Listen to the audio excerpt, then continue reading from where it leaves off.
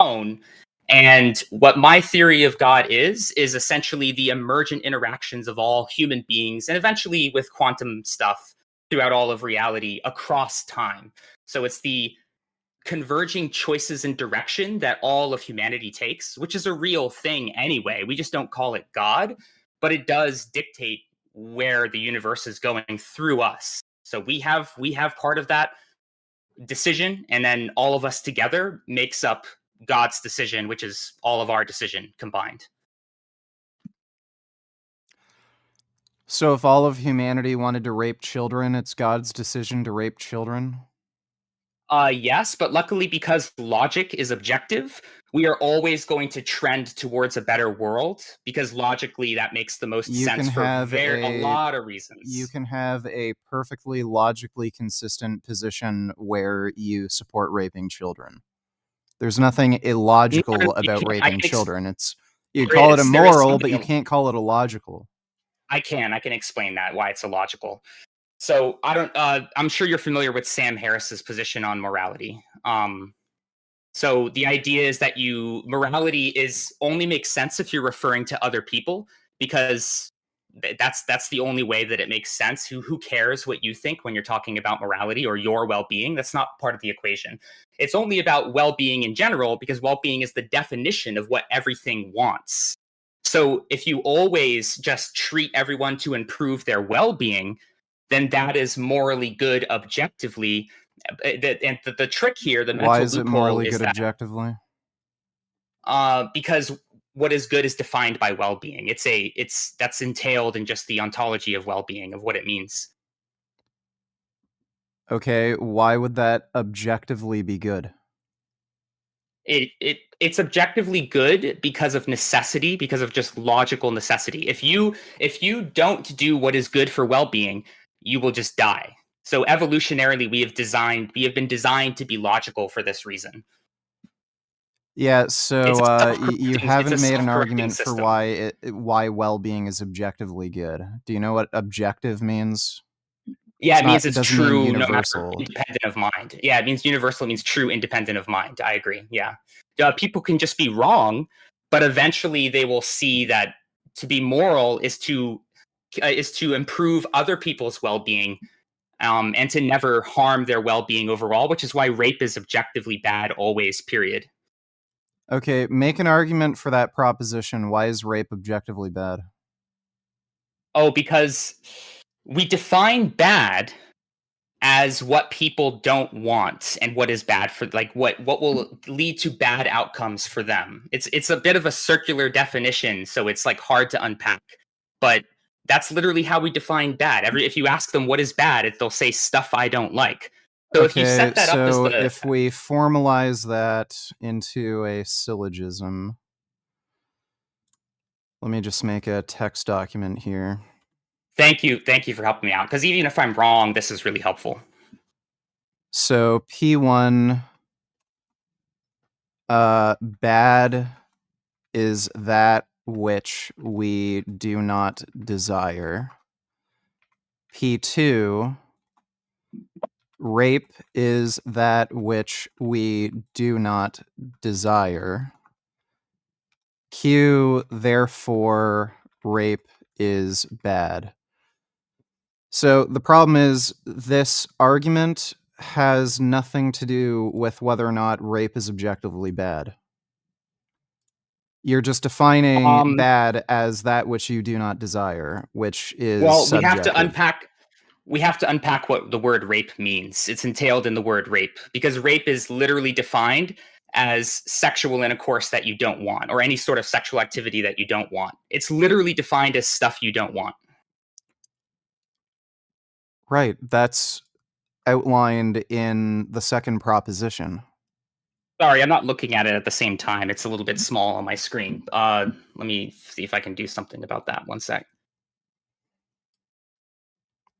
So P1, bad is that which we do not desire. P2, rape is that which we do not desire. Q, therefore, rape is bad.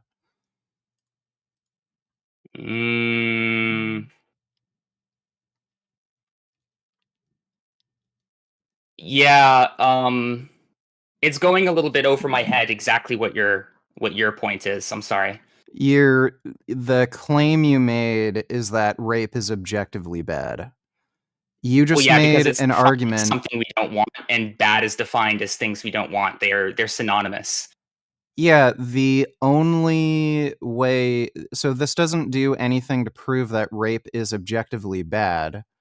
All you Well, the part did is make a bunch of propositions that you have to agree on, like, you have to at least agree on, well, let me try this. Let me try this because here's the thing: if somebody did want to be raped, it would no longer be rape because they want it to happen.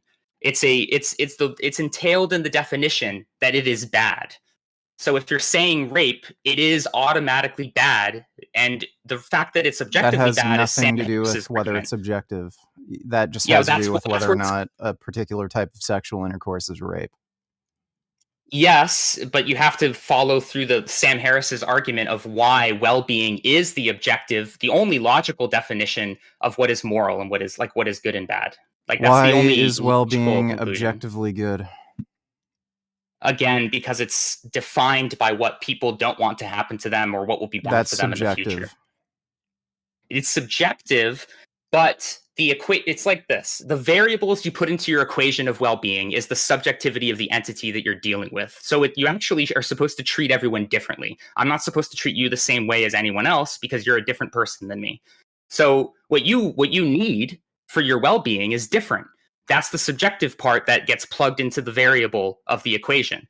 But the actual output is always greater well-being. It's a unified direction that you always take. You always improve the well-being of others, and that's the morally right thing to do.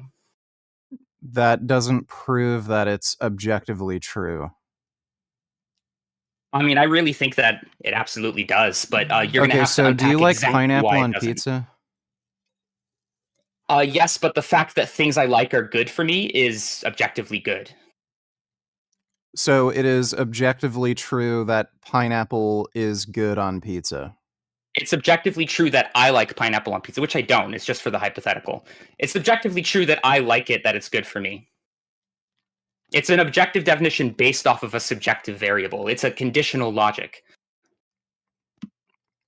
So I can agree with you that we can determine objectively that certain things will generate more well-being, but the idea that well-being is good, that is a subjective preference. It is a subjective preference, but the fact that we always want better well-being is objective. Like I said, it's a like a Okay, recursive definition. that doesn't mean well-being is objectively good. All you're saying is it's objectively true that we all want well-being. Yes, I agree. Okay. So then that's just a concession. You just said it's objectively true that we all want well-being. Yes, but that's a concession. You made the concession. I said there's no such thing as objective moral truths, which you agreed. The only thing you agreed on is You that just said one. you agreed there's no such thing as objective moral truths. But what we do agree on is Did I that it say is that? true. I believe you just said that. No, I if I did, I really did make a mistake. That's not what I was trying to say at all. There's one objective truth, which is that well-being is good. Everything else is subjective. Everything else is What's the conditional argument on the that well-being entity. is good? Oh, it's entailed in the definition of well-being. So why don't you describe what you think well-being is, and maybe that will help. Well-being is that which I prefer. Right. So it's always good by definition. It's like a circular definition.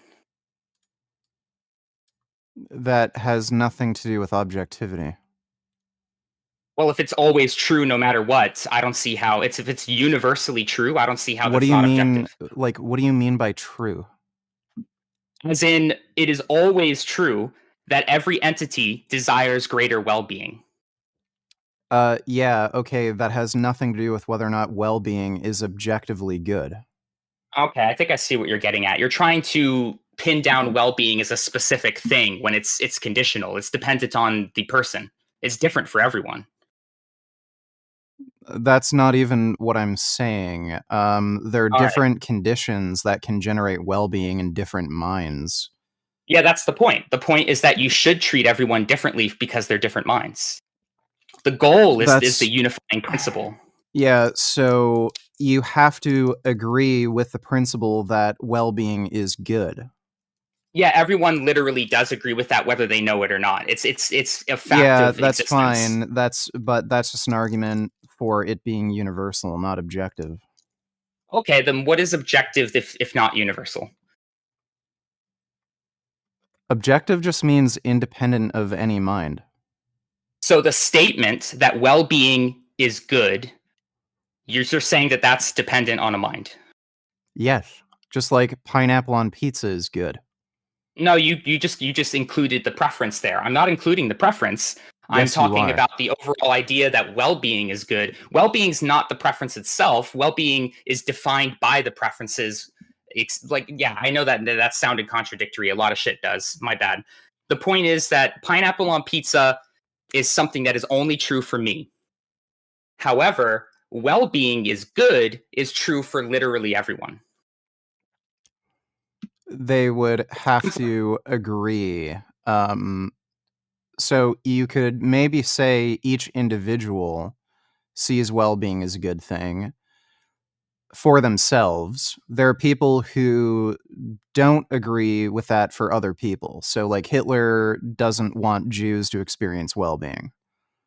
Yeah, he's What just wrong, but I understand. why well, why would he be wrong? Like, objectively speaking.